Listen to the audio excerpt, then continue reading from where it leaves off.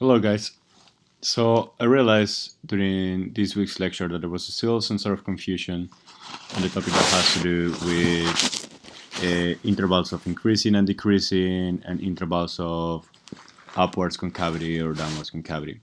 So I decided to create this example for you guys, and I'm going to try to explain it in a really detailed manner, but then this is a video, and then you guys will be able to rewind it and take the time that you guys need in order to understand the concept that I want.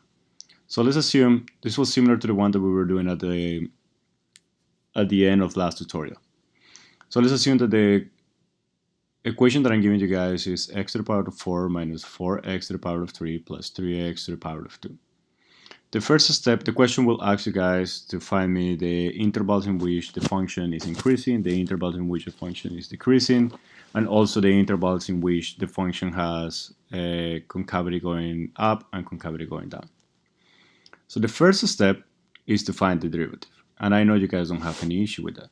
So from x to the power of 4, it's going to be 4x to the power of 3. From 4x to the power of 3 is going to be negative 12x squared. And for 3x squared is going to be 6x. Now the next point is to find the critical point. How do we find the critical point? So the first thing that I'm going to do is I'm going to take the function that I have as the first derivative and I'm going to factor out 2x. If I factor out 2x from the previous function, what you guys can see is that now I'm going to get 2x squared minus 6x plus 3. The way that you guys can verify if this was done correctly is because 2x by 2x squared is going to be 4x to the power of 3. 2x by 6x is going to be 12x squared. And 2x by 3 is going to be 6x. Now, why do I do this? Well, the main reason why I do this is because if I do it, then I get a quadratic formula in here.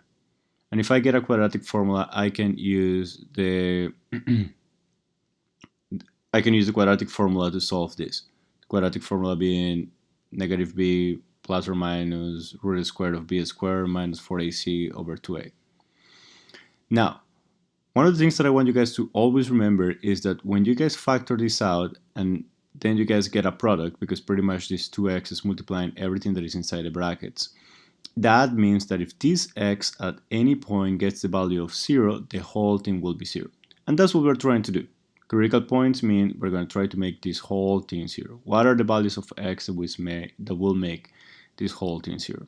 So I'm not showing the process in here, but what I did was the 2x is telling me that when x is going to be 0, if this x is going to be 0, everything else is going to be 0. For what is inside the brackets now, you guys apply the quadratic formula and then you guys get the two values that x can get that are going to be 2.36 and 0.63. You guys have your calculators, you guys know the formula. I don't really care which way you guys are going to do it, but just remember that if you guys are trying to use factorization for this and there's a factor that is multiplying the x squared, it's not going to be as easy. Therefore, I will highly recommend that if there's a factor that still affects the variable with a higher order, then you guys apply the quadratic formula. After I found the critical points for the first derivative, then what I'm going to do is I'm going to find the second derivative. The second derivative, again, I don't think you guys have much issue on this, but the second derivative will be from 4x to the power of 3 minus 12x squared plus 6x is going to be 12x squared minus 24x plus 6. Now, the fourth thing that I'm going to do is now I'm going to find the critical points of the second derivative, also called inflection points. So how do I find these inflection points? Well, again, now you guys have a polynomial of order 2, and then a polynomial of order 2 can be solved by applying the quadratic formula.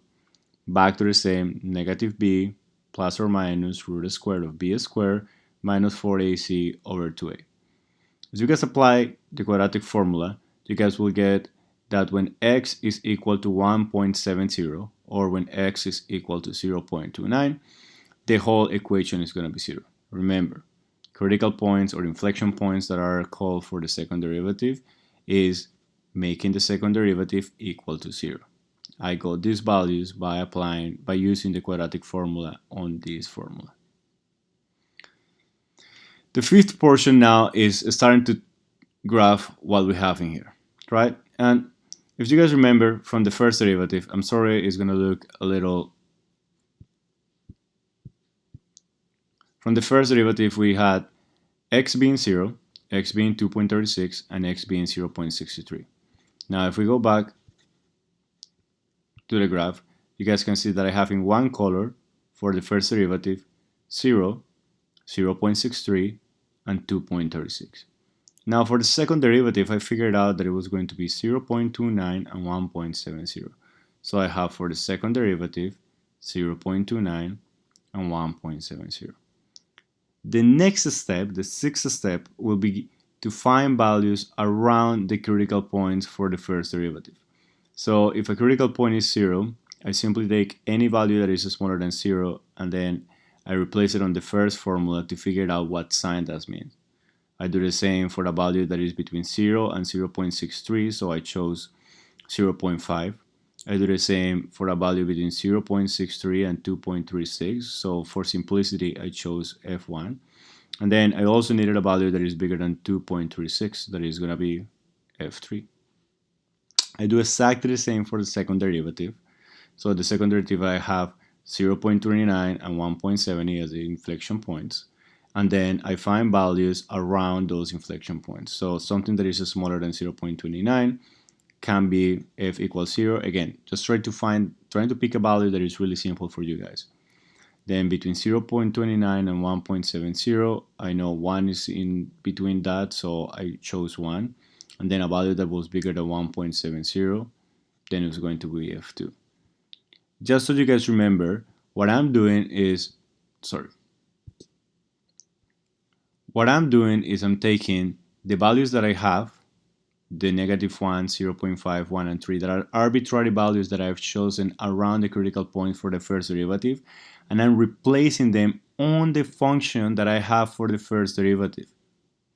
Now, we don't really care what is the value that you guys are going to get in the outcome. What we care is the sign of whatever you guys are getting in the outcome. If you guys want to get the value, I'm okay with that. But remember that the most important part is what the sign is in these cases. I've written down in here so you guys understand what formula I'm replacing these values on. The ones that were for the first derivative, remember, -1, 0.5, 1, and 3, those ones were replaced on the formula of the first derivative. The second derivative, that the values that I chose was 0, 1, and 2, because they are around 0.29 and 1.70, those ones are going to be replaced on the second derivative. And if you guys do that, then you guys realize that for every value that is going to be smaller than 0 on the first derivative is going to be negative. Any value that is between 0 and 0.63 is going to be positive. Every value that is between 0.63 and 2.36 is going to be negative. All these intervals are going to be negative. And then every value higher than 2.36 is going to be positive. Now the same with the second derivative. So every value that is smaller than 0.29 is going to be positive. Every value that is bigger than 0.9 but is smaller than 1.7 is going to be negative. And every value that is higher is going to be higher than 1.7 is going to be positive. Now, but what does all this mean? The first derivative is the one that is going to tell you whether it is increasing or decreasing. And the second derivative is the one that is going to tell you whether the concavity is going upwards or downwards. So, if we look at the graph in here, the first derivative is telling me that before 0, the graph is decreasing. The graph is decreasing before 0 because of the negative. Now, after the 0, it's telling me that it starts increasing. So there you go, it starts increasing and it's going to increase all the way up to 0.63. On 0.63, the value of F1 is telling me that it's going to start decreasing all the way down to 2.36. So as you guys can see, the graph starts decreasing all the way down to 2.36 because all this interval is negative. And then after the 2.36, the graph is going to start increasing again. So as you guys can see, I draw it like if it was increasing again.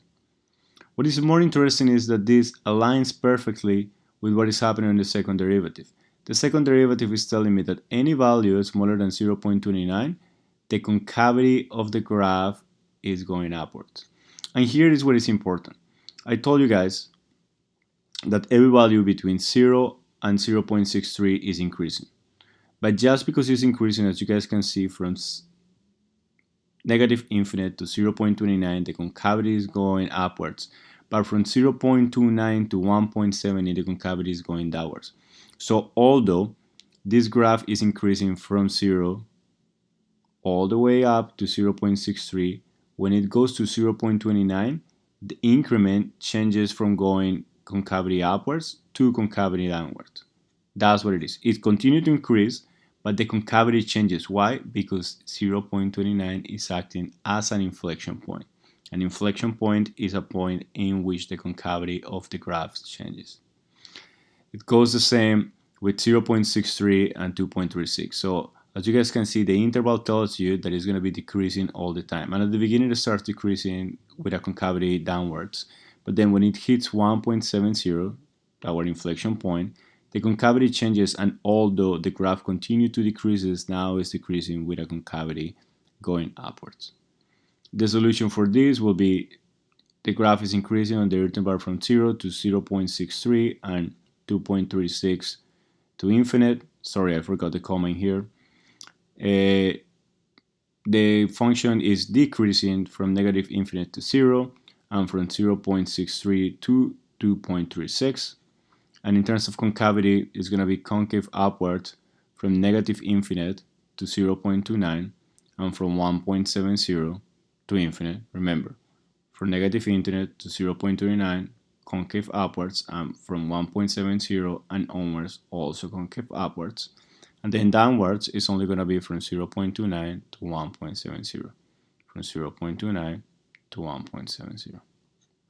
I really hope this is going to help you guys to study for the test. Please let me know if you guys have any further question. I will be happy to solve anything.